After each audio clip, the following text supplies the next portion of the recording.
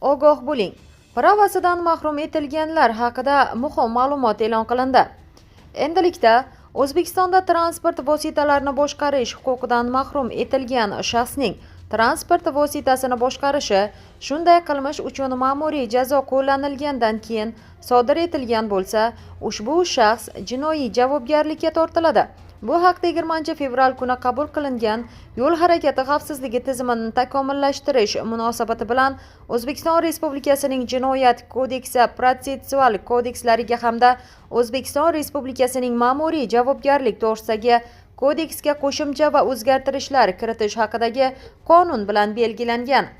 Qonunga ko'ra, transport vositalarini boshqarish huquqidan mahrum etilgan shaxsning transport vositasini boshqarishi, shunday qilmishi uchun ma'muriy jazo qo'llanilganligidan so'ng sodir etilgan bo'lsa, bazaviy hisoblash miqdorining 50 baravaridan 100 baravarigacha 18,75 million 37 million so'm miqdorida jarima yoki 2 yilgacha axloq tuzatish ishlari yoxud 2 yildan 3 yilgacha ozodlikdan mahrum qilish bilan jazolanadi.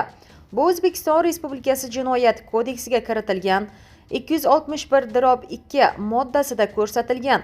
Eslatib o'tamiz, yo'l harakati xavfsizligi tizimi takomillashtirilishi munosabati bilan O'zbekiston Respublikasining Jinoyat protsessual kodekslariga hamda O'zbekiston Respublikasining Ma'muriy javobgarlik to'g'risidagi kodeksga qo'shimcha va o'zgartirishlar kiritish haqidagi qonun bilan O'zbekistonda jarima ballari 12 balldan oshsa, haydovchi transport vositasini boshqarish huquqidan mahrum qilinishi belgilanganda